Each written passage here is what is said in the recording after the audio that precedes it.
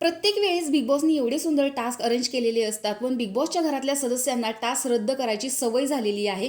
तर आजच्या कॅप्टन पदाच्या उमेदवारीचा राजकन्या तंटावती हिच्या 2 वेण्या घातलेल्या दिसत आहेत. त्या खूप मोठ्या वेण्या आहेत आणि या वेण्या ज्या आहेत त्या घरातल्या सदस्यांना 2 ग्रुपमध्ये डिवाइड करून या वेण्या सोडवण्याचा प्रयत्न करायचा आहे. जो ग्रुप सगळ्यात अगोदर वेणी सोडवण्यासाठी सक्सेस होईल त्या ग्रुपला मिळणार आहे कॅप्टन पदाची उमेदवारी.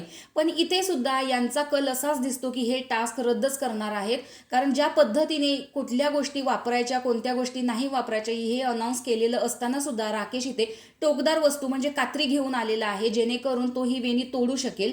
तरी सुद्धा बिग बॉस त्याला सांगण्याचा खूप प्रयत्न करतायत की राकेश टोकदार वस्तू टास्कमध्ये वापरण्यास सक्त मनाई आहे किंवा टास्क रद्द केला जाईल किंवा खेळातून बाद केलं जाईल.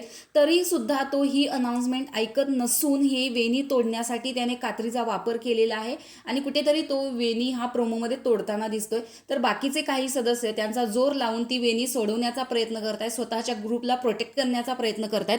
एवढा चांगला टास्क चाललेला असताना राकेशनं सुद्धा ह्या गोष्टीचं पालन केलं पाहिजे. तर भरपूर कमेंट्स याच्यावरती आलेले आहेत की राकेश हा बिग बॉसचा जावई आहे, त्यानं काही केलं तरी चालतं. राकेशचा प्रत्येक वेळेस हेच असतं की त्याला टास्क रद्द करायचा असतो, त्याला घरात कॅप्टनच नको असतो. तर अशा पद्धतीच्या बऱ्याच कमेंट्स या प्रोमोवरती आलेल्या आहेत आणि राकेशने जर कात्रीने ते कट केलं तर खरंच ती वेणी तंटावतीची तुटून जाईल आणि ती वेणी सुटण्याऐवजीच त्याच्यापासून वेगळी होईल, त्यामुळे हा टास्क रद्द होऊ शकतो. तर राकेशच्या या वागण्याबद्दल तुम्हाला काय वाटतं की खरंच राकेश ती वेणी कट केल्यानंतर टास्क रद्द होईल जेणेकरून कॅप्टन्सी मिळणार नाही?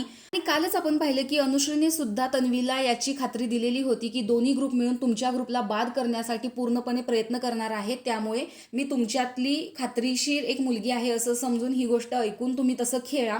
त्यामुळे तिला पहिलंच अलर्ट केलेलं आहे तन्वीला. तर याच्याबद्दल तुम्हाला काय वाटतंय कमेंट बॉक्समध्ये नक्की सांगा. अशाच व्हिडिओसाठी आपल्या चॅनलला सबस्क्राईब